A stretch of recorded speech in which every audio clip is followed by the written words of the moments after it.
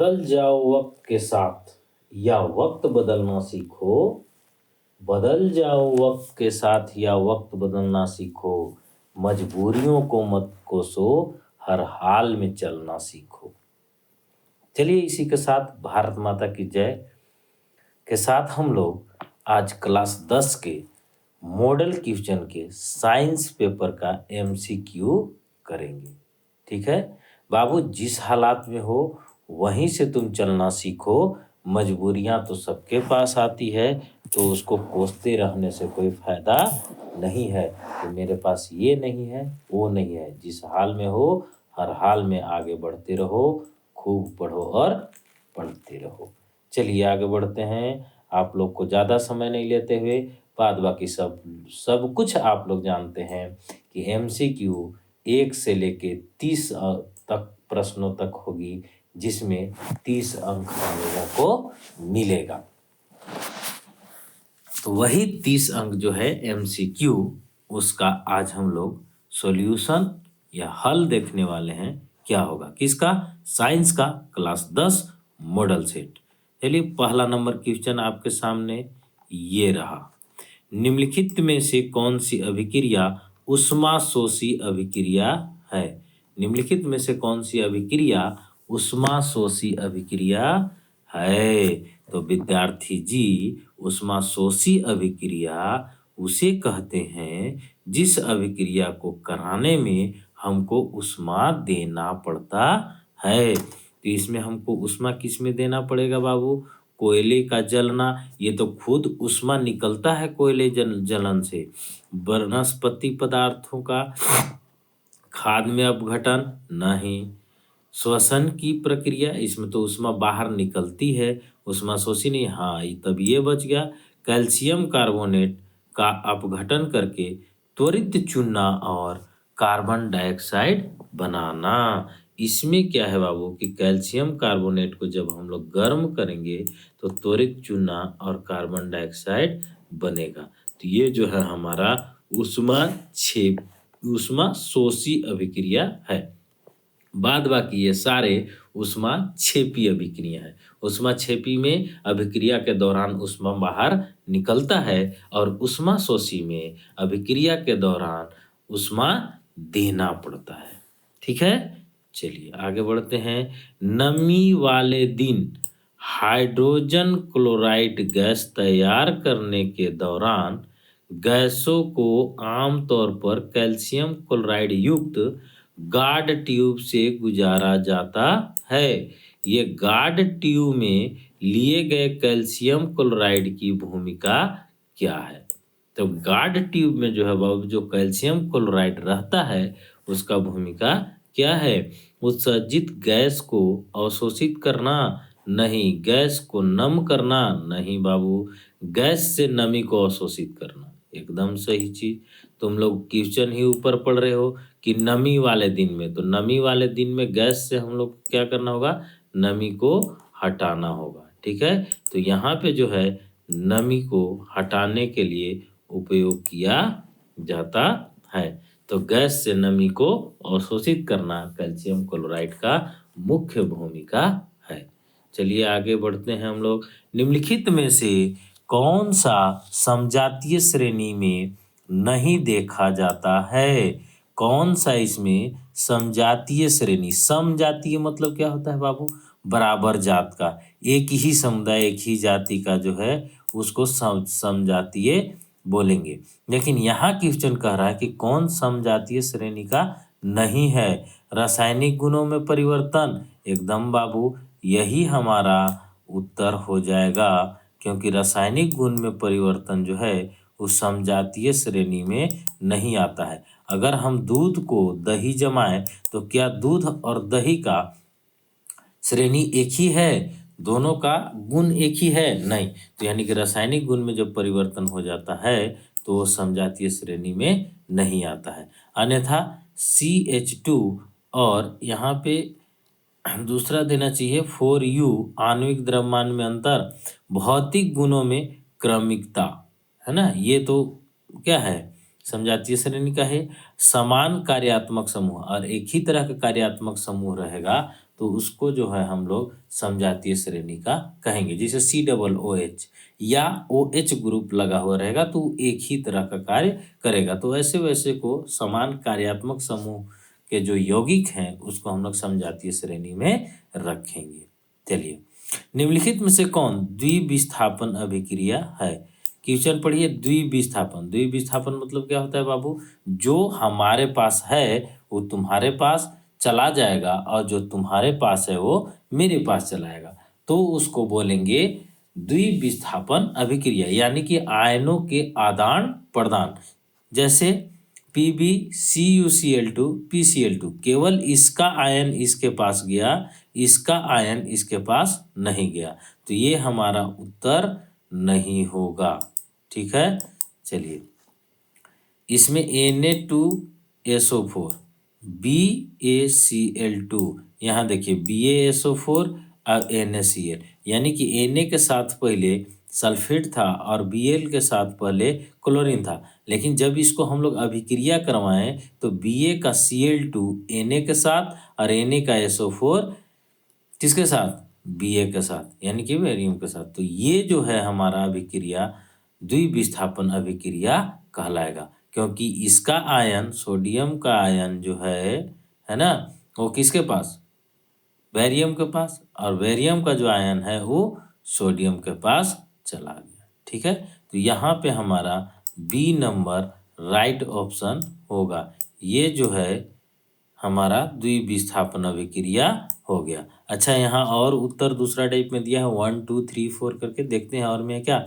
CO2 नहीं, ये भी द्विविस्थापन अभिक्रिया नहीं है। CH4CO2 नहीं, ये भी द्विविस्थापन नहीं है। इसका आयन इसके पास और इसका आयन इसके पास अगर चला जाता है बाबू, तब मेरा द्विविस्थापन अभिक्रिया होता है। तो इसमें केवल बी, यानी कि बी नंबर जो होगा केवल 2, वो सही ऑप्शन होगा। कोई दिक्कत विद्यार्थी जी? नहीं। आगे बढ़ते हैं बाबू। जल का विद्युत अपघटन एक अपघटन अभिक्रिया है। जल के विद्युत अपघटन के दौरान मुक्त होने वाली हाइड्रोजन और ऑक्सीजन गैसों का मोल अनुपात क्या होगा? हम लोग जानते हैं बाबू कि हाइड्रोजन और ऑक्सीजन का जल में अनुपात क्या होता है? ये होता है H2O, यानी कि हाइड्रोजन 2 गो और ऑक्सीजन 1 गो होता है। तो हमको यहाँ पहले क्या बोल रहा है? होने वाली हाइड्रोजन और ऑक्सीजन, यानी कि पहले हाइड्रोजन 2 और बाद में ऑक्सीजन 1, तो 2:1 का अनुपात होगा गैसों का मोल का। तो यानी कि ये हमारा बी नंबर राइट ऑप्शन होगा। कोई दिक्कत? आगे बढ़ते हैं बाबू। एक जलीय घोल लाल लिटमस को नीला कर देता है। एक जलीय घोल लाल लिटमस को नीला कर देता है, यानी कि वो क्या है बाबू? लाल को नीला कर रहा है, इसका मतलब कि वो क्षार है ना, नीला कर देता है। किस घोल को अधिक मात्रा में मिलाने से परिवर्तन उल्टा? तो इसमें एसिड मिलाएंगे, एसिड मिलाएंगे, परिवर्तन उल्टा हो जाएगा। देखते हैं एसी कोई है? बेकिंग सोडा नहीं, चूना नहीं, अमोनियम क्लोराइड घोल नहीं, हाइड्रोलिक एसिड, जी जी, हाइड्रोक्लोरिक एसिड। तो ये जो है एसिड जो है हम लोग मिलाएंगे उसमें, यानी कि अम्ल मिलाएंगे, तो ये जो लाल को नीला कर रहा है वो नीला को लाल करने लगेगा। कोई दिक्कत बच्चों? नहीं। वाह विद्यार्थी जी लोग, आगे बढ़िए। बेकिंग पाउडर का एक घटक सोडियम हाइड्रोजन कार्बोनेट है, तो दूसरा घटक क्या होगा?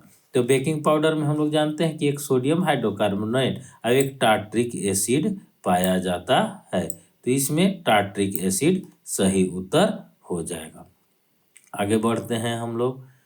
धातुओं को खींचकर पतले तार में बदलने की क्षमता को क्या कहते हैं? ये हम लोग क्लास 8 से पढ़ते आ रहे हैं विद्यार्थी जी। धातु को खींचकर जब तार की तरह परिवर्तन करने की जो क्षमता है उसको हम लोग कहते हैं तन्यता। क्या बोलते हैं? तन्यता, यानी कि ऑप्शन नंबर ए इसका सही उत्तर होगा। कोई दिक्कत? धातु को खींचकर लंबे तार की तरह परिवर्तन करने की गुण को तन्यता कहते हैं। आगे बढ़ते हैं। निम्नलिखित में से कौन आयनिक यौगिक नहीं है? ध्यान देना है बाबू, आयनिक यौगिक यानी कि जिसके ऊपर प्लस माइनस छपा हुआ है। ठीक है, आयनिक यौगिक है।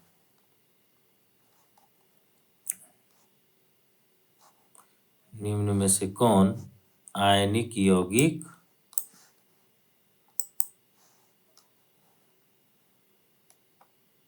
कहाँ से सिलेक्ट हो गया बाबू?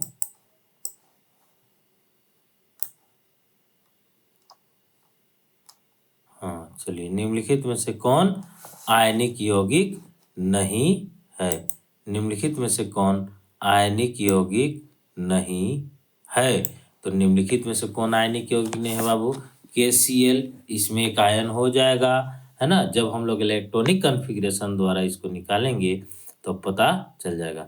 EHCl, इसमें हाइड्रोजन क्लोराइड, इसमें आपको आयन नहीं पाया जाएगा। और CCl4, इसमें आपको नहीं पाया जाएगा। यानी कि इसका 2 ऑप्शन जो है ये सही होगा, यानी कि 2 और 3, 2 और 3 जिसमें ऑप्शन होगा बाबू ऑप्शन नंबर बी, इसमें आयन नहीं पाया जाएगा। तो जब हम लोग अम्ल, क्षार और लवण पढ़ेंगे, है ना, अल्कान एल्कीन पढ़ेंगे, तो उसमें आपको इलेक्ट्रॉन का वितरण और साझेदारी पढ़ाया गया होगा। चलिए, निम्नलिखित में से किस यौगिक में OH कार्यात्मक समूह है? हम लोग जानते हैं कि जहाँ पे OH लगा हुआ रहता है बाबू, वो उसको मेथेनॉल, एथेनॉल यानी कि नॉल शब्द का प्रयोग करते हैं। तो यहाँ पे जिसमें OH ग्रुप लगा होगा उसको हम लोग नॉल बोलेंगे। तो नॉल एक ही गो में लिखा हुआ है, ब्यूटेनॉल, यानी कि इसका सही उत्तर क्या हो जाएगा? B, butanol. आगे चलते हैं, यौगिक CH3, CH2 और CHO का नाम क्या होगा? देखिए, तो ये क्या है बाबू? Methane, ethane, propane. तो प्रोपेन और OH ग्रुप लगा हुआ है, तो प्रोपेनॉल या प्रोपेनल बोलेंगे। तो यानी कि ए नंबर इसका सही उत्तर होगा। ठीक है, ऊपर यहाँ चंद्र बिंदु भी दिया हुआ रहता न के ऊपर, तब भी हमारा यही होता। ठीक है, प्रोपेनल या प्रोपेनॉल। चलिए, आहार नली के किस भाग में भोजन का अंतिम पाचन होता है? यानी कि जो हम लोग खाना खाते हैं बाबू, उसका अंतिम पाचन कहाँ पे हो जाता है? पूरा पाचन कब होगा? बड़ी आंत में, अमाशय में, मुख गुहा में, छोटी आंत में। छोटी आंत में जो है बाबू, वो अंतिम पाचन होता है। भोजन का अंतिम पाचन कहाँ पे होता है? छोटी आंत में। ठीक है, श्वसन के दौरान गैसों का आदान प्रदान यहाँ होता है। श्वसन के दौरान कहाँ होता है बाबू गैसों का आदान प्रदान? हम लोग सांस लेते हैं तो हृदय में सांस जाता है, और हृदय के फेफड़ा के एलियोली, है ना, एल्वियोली में होता है। एल्वियोली में, फेफड़ा के एल्वियोली में हमारा गैसों का आदान प्रदान होता है, यानी कि कार्बन डाइऑक्साइड यहाँ से निकल जाता है। ठीक है, और ऑक्सीजन ब्लड के अंदर प्रवेश करता है। कहाँ? फेफड़ों के फुसफुस से, जिसको हम लोग बोलते हैं, है ना, फुफ्फुस। चलिए, मस्तिष्क के बारे में निम्नलिखित में से कौन सा कथन सत्य है? अब कथन तो पढ़ेंगे तब हमको पता चलेगा कि मस्तिष्क के बारे में कौन सा कथन सत्य है। मस्तिष्क का मुख्य सोचने वाला भाग पश्च मस्तिष्क में है? नहीं बाबू, ये तो कुछ गलत है। श्रवण, गंध, स्मृति, दृष्टि आदि के केंद्र अग्र मस्तिष्क में स्थित होते हैं। हाँ, ये तो बात सही बोल रहा है कि श्रवण, गंध ये सब का है, पहले से हम लोग को अग्र मस्तिष्क में स्टोर रहता है। इसीलिए जब किसी का कुछ गंध सूंघते हैं या नाक तक पहुंचती है, तो पता चल जाता है कि ये इस चीज का गंध है। अगरबत्ती का गंध है, कुछ सड़ा हुआ पदार्थ का गंध है ना। तो ये हमारा सही ऑप्शन होगा। लार, उल्टी, रक्तचाप जैसे अनैच्छिक क्रियाएं पश्च मस्तिष्क में स्थित मेडुला द्वारा नियंत्रित होता है। एकदम बात सही है। पश्च मस्तिष्क में स्थित ये सब अनैच्छिक क्रिया है, इसको हम लोग अपना इच्छा के अनुसार नहीं कर सकते हैं। ये ऑटोमेटिक होता है अपने आप, है ना। उल्टी आने लगेगा तो उसको रोक नहीं सकते हैं, है ना। रक्तचाप, ब्लड प्रेशर, उसको कम बेसी हम लोग नहीं कर सकते हैं, है ना।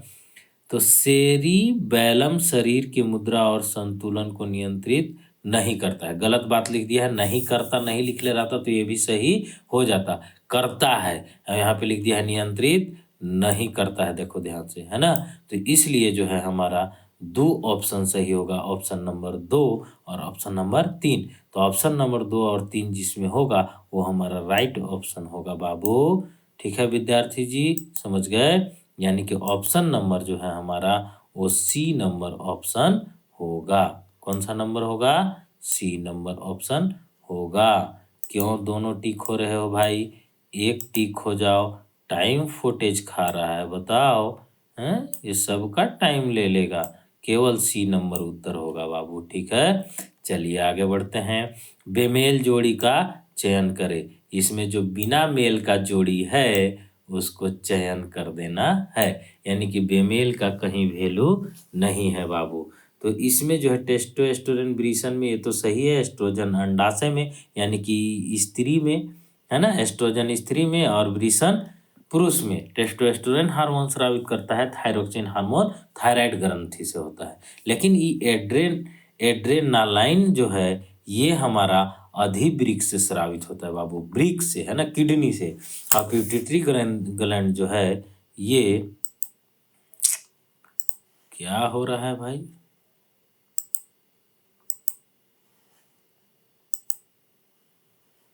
पिट्यूटरी ग्लैंड जो है वो कौन सा स्रावन करता है बाबू?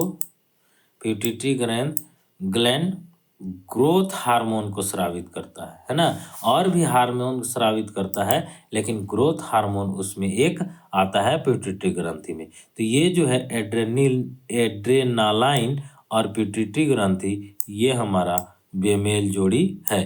ठीक है, बेमेल जोड़ी का चयन करना था। एक फूल में नर और मादा युग्मक, एक फूल में नर और मादा युग्मक अंकुरन कोशिकाएं उत्पन्न करने वाले भाग हैं। तो अंकुरन कोशिका कौन उत्पन्न करेगा बाबू? पराग कोश और अंडाशय। कौन सा उत्पन्न करेगा? पराग कोश और अंडाशय।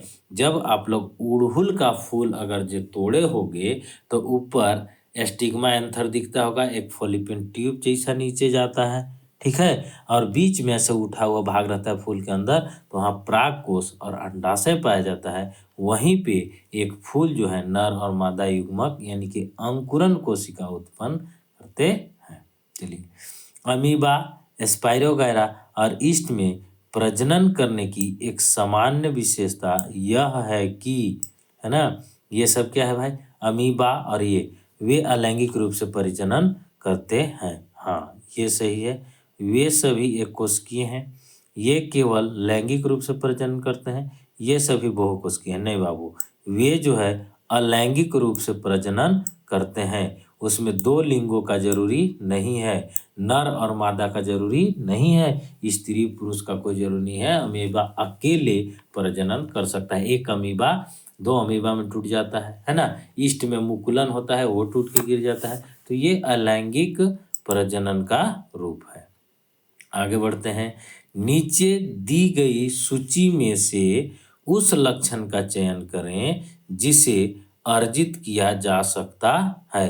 उस लक्षण को सूचित करें जिसको अर्जित किया जा सकता है, यानी कि वो जो है हमारे माता पिता से आनुवांशिकी में नहीं मिला है। तो अर्जित करने वाला लक्षण क्या है बाबू? आंखों का रंग नहीं, अर्जित नहीं कर सकते हैं। त्वचा का रंग अर्जित नहीं कर सकते हैं। शरीर का आकार, हाँ, इसको अर्जित किया जा सकता है। जिम वगैरह जाएंगे अब पूरा मोटा तगड़ा बन जाएंगे, है कि नहीं, ऐसे करके। तो ये जो है शरीर का आकार जो है हम लोग अर्जित कर सकते हैं। कोई दिक्कत विद्यार्थी जी लोग? नहीं। आगे बढ़ते हैं। प्राकृतिक चयन द्वारा प्रजातियों के विकास का सिद्धांत दिया था। प्राकृतिक विकास द्वारा कौन सिद्धांत दिया था? मेंडल, डार्विन, कौन दिया था बाबू? जल्दी से ये आप लोग के ऊपर छोड़ दिया जाए। ऑप्शन में या कमेंट में क्या आप लोग इसका आंसर कर सकते हो? हैं, जल्दी बोलो, क्या इसका आंसर कर सकते हो? एकदम कर सकते हो। सब विद्यार्थी जी लोग हमारा तेज है और ये जो है आप लोग को कमेंट में आंसर करना है, ठीक है।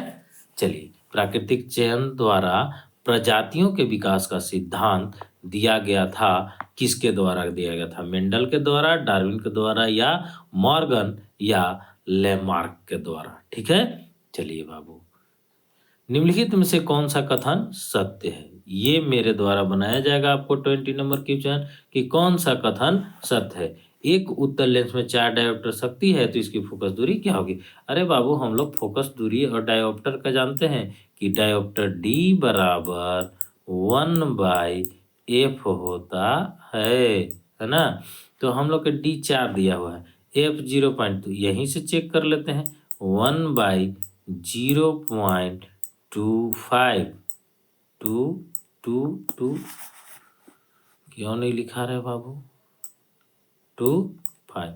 अब बताओ यहाँ से हम लोग पॉइंट हटाएंगे, ऊपर डबल जीरो बैठाएंगे, अब 25 चौका 100 काट देंगे तो यहाँ कितना आ गया 4, यानी कि ऑप्शन नंबर ए जो है हमारा राइट ऑप्शन हो जाएगा। यानी कि एक उत्तल लेंस में 4 डायोप्टर शक्ति होती है जिसकी फोकस दूरी 0.25 मीटर होगी। चलिए पहला ही सही हो गया। आगे बढ़ते हैं। निम्नलिखित में से किसमें अनंत पर रखी वस्तु का प्रतिबिंब अत्यधिक छोटा और बिंदु का आकार का होगा? तो ये अवतल दर्पण, उत्तल दर्पण और अवतल लेंस, उत्तल लेंस सभी में आपको दूर पर रखी हुई वस्तु का प्रतिबिंब अत्यधिक छोटा दिखाई देगा। ठीक है, छोटा सा दिखाई देगा। तो ये हमारा डी नंबर ऑप्शन इसमें सही होगा, क्योंकि उत्तल लेंस में बाबू दूर से आता हुआ सूर्य का प्रकाश एक बिंदु के रूप में फोकसांतरित कर लेते हैं, और उत्तल लेंस से हम लोग आग भी जला सकते हैं ना। तो ये चीज है ना। अवतल लेंस का भी वही है, उत्तर ऊपर से आते रहेगा, एक बिंदु पर फोकसांतरित कर देगा, है ना। तो ये है। दर्पण का भी वही है, दूर का वस्तु का छोटा सा प्रतिबिंब बनाएगा। उत्तल दर्पण का भी दूर का वस्तु का छोटा सा प्रतिबिंब बनाएगा। तो ये सब सही होगा। ठीक है। एक व्यक्ति 2 मीटर से अधिक दूरी पर रखी वस्तु को स्पष्ट रूप से नहीं देख सकता। इस दोष को निम्न क्षमता के लेंस के उपयोग से हम लोग ठीक कर सकते हैं। 2 मीटर से अधिक दूरी पर वस्तु को स्पष्ट रूप से नहीं देख सकता, तो 2 मीटर से अधिक दूरी पर रख रहा है, वो नहीं दिख रहा है ना। तो 2 मीटर से अधिक दूरी पर, यानी कि नजदीक के वस्तु दिख रहा है और दूर के वस्तु नहीं दिख रहा है, तो उसको कौन सा दृष्टि दोष हो गया? दूर दृष्टि दोष। और दूर दृष्टि दोष दूर करने के लिए हम लोग, है ना, किसका उपयोग करते हैं? प्लस, यानी कि उत्तल लेंस का उपयोग करते हैं। अब 2 मीटर लिखा हुआ है बाबू, तो इसको 1/2 अगर जो हम लोग करेंगे तो हमको डायोप्टर का पावर मिल जाएगा। तो 1 लिखते हैं 2, इसको काटेंगे तो कितना हो जाएगा? 0.5 डायोप्टर। तो 0.5 डायोप्टर प्लस वाला लेंस की क्षमता का उपयोग करेंगे, क्योंकि इसको दूरदृष्टि दोष है, और दूरदृष्टि को दूर करने के लिए कौन सा लेंस का उपयोग करते हैं? उत्तल लेंस का। उत्तल लेंस का शक्ति प्लस में होता है। चलिए बाबू, बहुत समझदार हो तू लोग जी। आगे बढ़ते हैं। प्रकाश की निम्नलिखित में से कौन सी घटनाएं इंद्रधनुष के निर्माण में शामिल है? कौन सी घटनाएं इंद्रधनुष के निर्माण में शामिल है बेटा? तो ये होता है आपको अपवर्तन, विक्षेपण और आंतरिक परावर्तन। ये जो सी नंबर है आपका, वो राइट ऑप्शन होगा। ठीक है। आंतरिक परावर्तन, अपवर्तन होता है, विक्षेपण भी होता है और आंतरिक परावर्तन होता है। इसमें परावर्तन, अपवर्तन और विक्षेपण। अपवर्तन होता है लेकिन पूर्ण आंतरिक, आंतरिक अपवर्तन होता है। ठीक है। चलिए, तो ये हमारा जो है अपवर्तन, विक्षेपण और पूर्ण आंतरिक परावर्तन, पूर्ण आंतरिक परावर्तन नहीं, आंतरिक परावर्तन ही होना चाहिए। ठीक है। सी नंबर ऑप्शन मेरे हिसाब से सही है बाबू, सी नंबर ही सही होगा। चलिए आगे बढ़ते हैं हम लोग। हाँ, क्वेश्चन नंबर अच्छा है। 1/5 ओम वाले 5 प्रकार के प्रतिरोध का उपयोग करें तो कौन सा न्यूनतम प्रतिरोध प्राप्त किया जा सकता है? न्यूनतम प्रतिरोध प्राप्त करने के लिए बाबू हम लोग उसको समांतर क्रम में जोड़ देंगे। तो समांतर क्रम में जब हम लोग जोड़ेंगे इसको तो क्या मिल जाएगा? 1/r इजकल टू होता है 1/r1 plus 1/r1, 1 plus r2, 1/r3, 1/r4 जितना रहता है। तो एक जो है ये क्या है? 1/5 है। ठीक है। तो चलिए हम लोग इसको जो है किसके रूप में जोड़ेंगे? 1/1/5, है ना। और ऐसे करके हम लोग को कितना बार जोड़ना है? 5 बार। तो इसको हम 5 से मल्टीप्लीकेशन कर देंगे तो भी बात बराबर है। 5 बार जोड़े या 5 से मल्टीप्ली, लेकिन यहाँ इसके नीचे कुछ नहीं है तो इसके नीचे 1 और फिर बाबू इसको जब हम लोग टंगरी धर के उल्टेंगे यानी कि गुणात्मक प्रतिलोम में बदलेंगे, है ना। टंगरी धर के उलटना मतलब गुणात्मक प्रतिलोम में बदल देना, है ना। तो 5/1 हो जाएगा, 1/1 गुने 5/1 और 1 और गुना 5 में है ही 5 गुना। क्यों? क्योंकि इसको 5 बार हम लोग जोड़ रहे हैं, 1/5 1/5 1/5, तो 5×25 कितना आ गया बाबू? 25। लेकिन ये कितना बराबर 25 आ गया?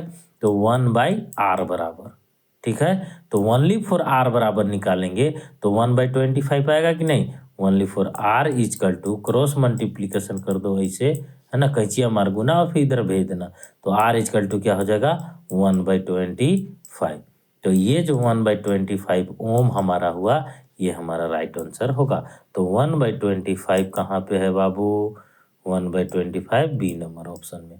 This is your right option, यही है तुम्हारा सही उत्तर है। चलिए, प्रतिरोधकता नहीं बदलती है। प्रतिरोध और प्रतिरोधकता में अंतर है बेटा।